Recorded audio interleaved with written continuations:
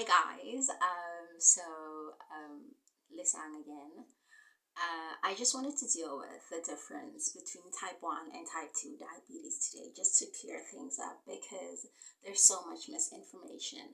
And I can understand if the misinformation is by the common Joe, but it's also within the medical field that you get this information and it gets passed down to people. And so if someone in the medical field tells you something, and it's incorrect information, then that's where you get the huge problem where people are so confident in their ignorance with regards to the difference in these two illnesses. These two illnesses are so different that I believe they should have been given different names, just because they tend to show some similar um, uh, characteristics, not really characteristics, but symptoms. Doesn't mean they're the same. It's almost like the common cold and COVID. What are the symptoms? You're coughing, but the diseases could not be any more different. They're worlds apart, and we need to clear that up right now. So type 1, I was diagnosed with type 1 diabetes. I was diagnosed as an adult. I was diagnosed 3 years ago. Type 1 diabetes is an autoimmune illness. What's wrong there is your immune system. You have an overactive immune system. It attacks your pancreas, so the cells in your pancreas that are responsible for producing insulin. Insulin is what regulates sugar in your body. So those cells are attacked by your immune system. That's the core of it. That's the core of type 1 diabetes is your immune system that's malfunctioning. And so your pancreas does not produce insulin anymore because of this. And there was this theory that people are born with type 1 diabetes because they were like, if you're not born with it, then at what stage can we say this autoimmune system, your immune system starts to malfunction? It just makes sense to say you were born with it, and that's why we diagnose it in young people. It was actually traditionally known as juvenile diabetes because it was usually diagnosed in very young people. And that's why doctors that were educated, I think, in the 80s or the 90s, they find it very hard to diagnose someone my age with type 1 diabetes because that was not in their books. In their books, it said that at a certain age, you can't call it type 1 anymore because there's no way that person survived all these years without insulin. Well, unfortunately, we do survive to a point where people in their 70s get diagnosed with type 1 diabetes. So there's a lot of research regarding type 1 diabetes, and it's focused around what triggers this, an immune system that's been working so well, and people have been eating whatever they want to eat, and their sugar in the body has been regulated so well. At the age of 30 or 40 or 70, what is the trigger that causes the immune system to suddenly attack the pancreas? And that's an area of research. Um, let's see. And so type 1 diabetes, I like to say that it's rare, but it's because about 5 to 10% of all diabetics in the world are type 1s.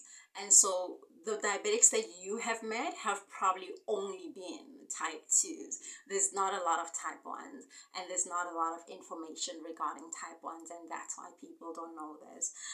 And then we have, on the other hand, we have type 2 diabetes. So type 2 diabetes is a lifestyle illness, meaning your diet, your exercise, what type of lifestyle are you living, genetic predisposition is definitely plays a role in all of that.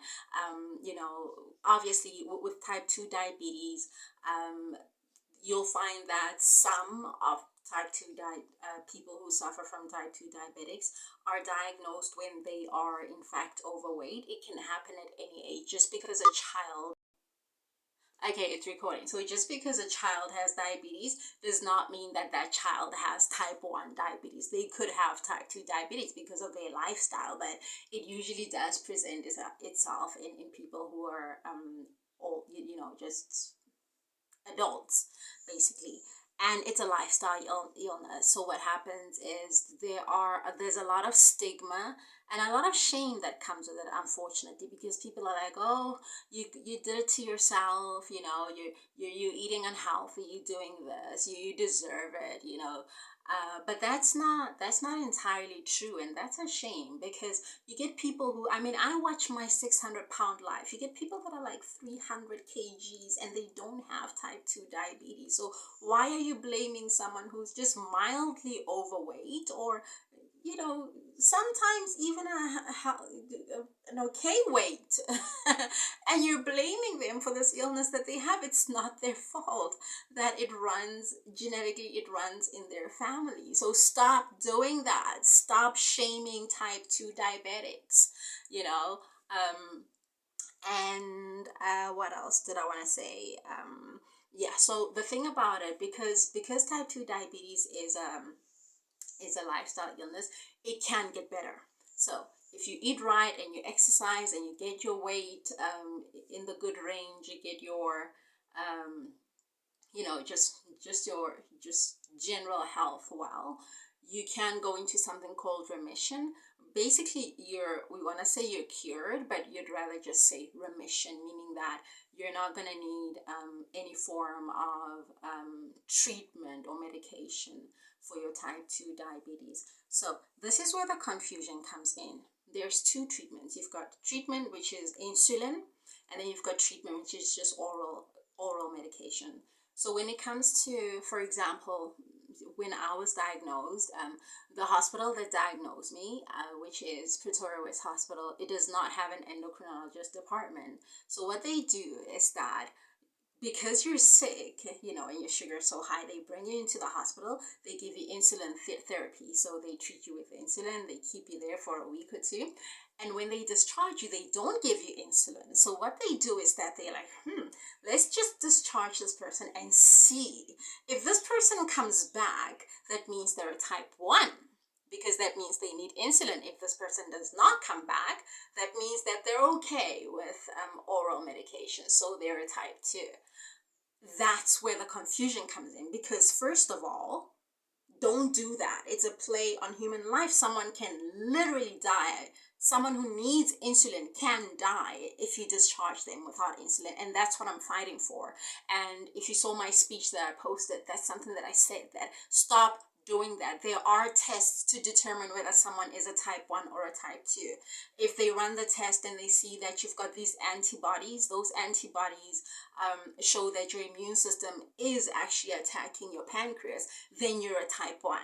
If those antibodies are not present, that means that you're a type 2. So stop with this delay and stop with this play on human life and saying, And the other thing is that just because you come back does not mean you're a type 1. Just because you're on insulin does not mean you're a type 1. There are a lot of type 2s that are on insulin. So type 2 is basically insulin resistance because of your lifestyle, because of your health, your general health. Your pancreas is producing insulin, but it's not being used the way it should be in your body.